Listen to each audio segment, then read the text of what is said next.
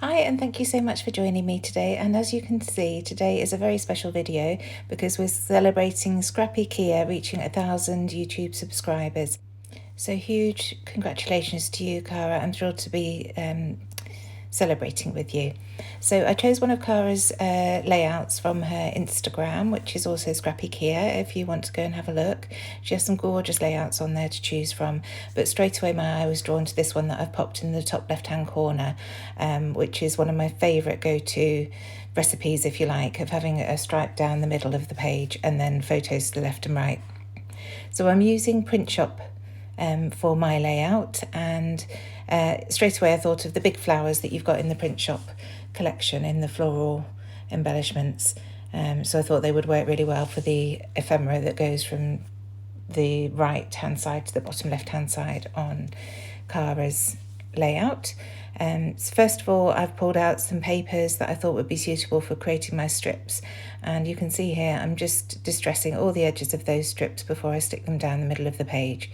So first of all, I'm going to lay them out so that I'm happy with the placement before gluing them all together to get them stuck down on the page. These photos are last January. We went to a National Trust property local to us called Lyme Park. It was our first trip and it was really lovely. It was a beautiful, crisp, sunny day, and it was great for blowing the cobwebs away. So I can't believe that was a year ago already. It was the 30th of January.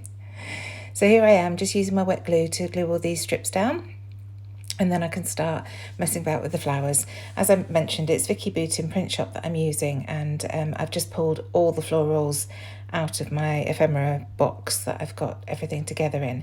And I've also pulled out some of the papier pieces that I'll use for matting my photos onto.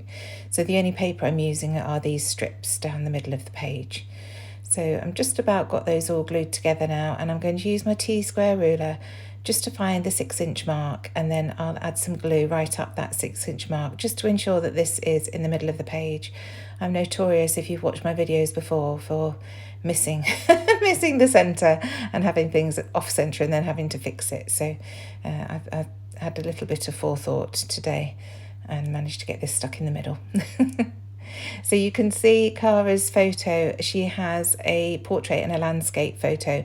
I've actually gone for 2 portrait photos this time, but it works really nicely. So just popping those photos down, and then I shall work on I was picking up the flowers there to start on the floral placement, but I thought, no, first I must sort out these mats. So as I said, these are from the papier pieces, papier paper pack, and they work really nicely for matting photos onto, and you get so many pieces in that pack, it's going to take me forever to work through. So I'm trying to make a conscious effort every time I reach for Print Shop to make sure that I'm using some of those bits and pieces as well. So I had a few different options for the second mat. Just playing about, you can see I sliced a piece out of that for a previous layout, but I don't let anything go to waste, so I've saved it, and I can definitely go over the top of that hole in that piece there. But after having a little bit of a play, I decided that that's not the right one for today, so I switch it out with another piece that I've got there, this one that I'm just picking up now, and this works much better. So I'm going to stick the photo towards the left-hand side of the paper, and then I'll slice through the middle of those holes, and I can save those for another day. It's just a small strip, but it'll be perfect for just tucking behind a photo to add something extra, a little bit of extra dimension. So always look when you're trimming things off, whether it's something that you think you might be able to use in the future before you just bin it. So again, just using my wet glue to glue everything down, and now these photos are in place, I can start playing about with the florals. First of all, I love this floral that's in a vase, but I know I'll never ever use it on a layout in a vase, so I just trim the vase off. And that's my first piece there.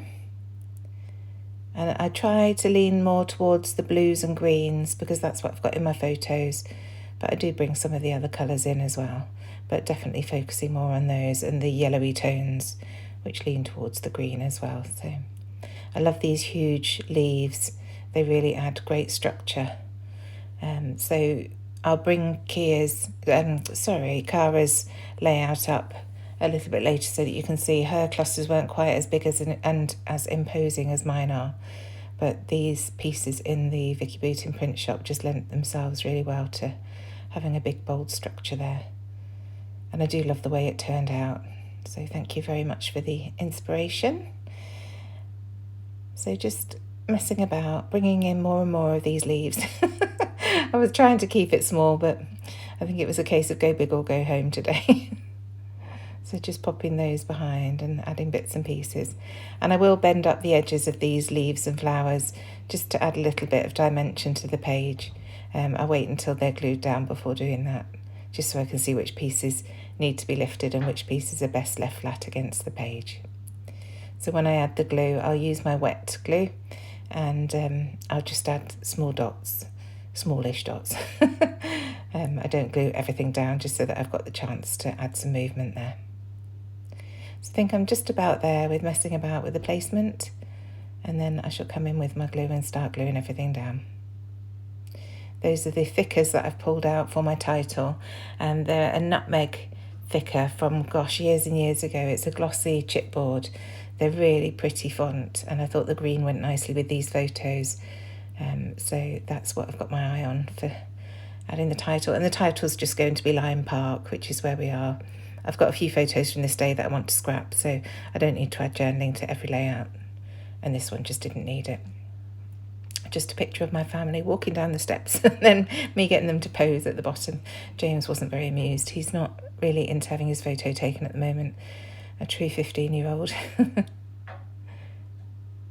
So just, as I say, not adding too much glue and just popping those pieces down, and then I can work on bending the leaves and things afterward to add some dimension.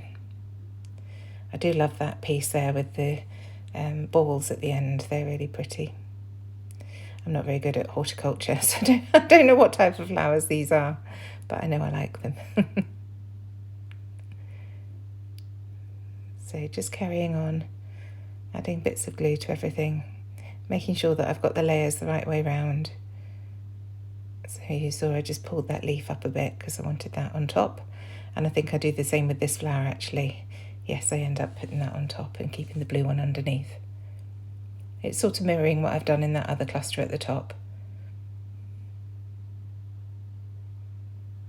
And then bending the leaf just to give it some movement.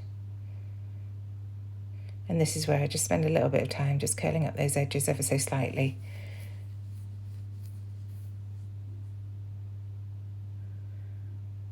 Just so that it's not too flat against the page. And this does last in the page protector as well. I think because all my layouts have a bit of dimension, they don't squash flat against one another and disturb the little bits of movement that you've created with the bends and curls. So almost there now. And those pom-pom flowers, the round flowers that I mentioned before, I've just left those flat. I stuck them flat against the page. And not everything needs to be lifted up. So here I am now with those nutmeg thickers, and just adding my title. As I said, it's going to be Lime Park, and I do have a bit of a fiddle with these. I will glue them down with wet glue because of their age. They're not going to stay on the page. And looking here, it doesn't look like it stands out very well, but it really does in real life. The title is very, very legible, so there's no problem with using the green against the green. And you'll see I move them around a bit before sticking them down, so they're more over the white and just a bit tighter into that middle line that we've got going on. So once those are in place, I shall come in with my wet glue and stick them down. And that's more or less the layout done. I've got some splattering to do, which I shall do with my shimmers paints. But here I am sticking everything down. Just takes a little bit of time, but it's well worth it. You don't want to open up your album in a year's time and find all the title down on the bottom of the page protector. So these are some flare badges that we made at Hey Little Magpie to match the print shop collection. And I just thought one in the middle there will bridge the gap between the two clusters perfectly.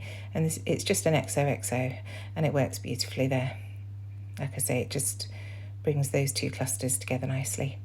So now coming in with my date stamp.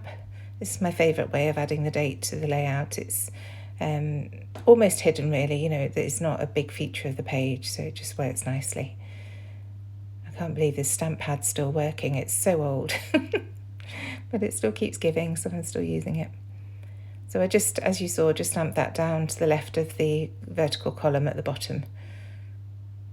And now coming in with the 2 shimmers. I'm using a green one, which is I'm Not Lemon, I think it's called, and the yellow one is Sunflower.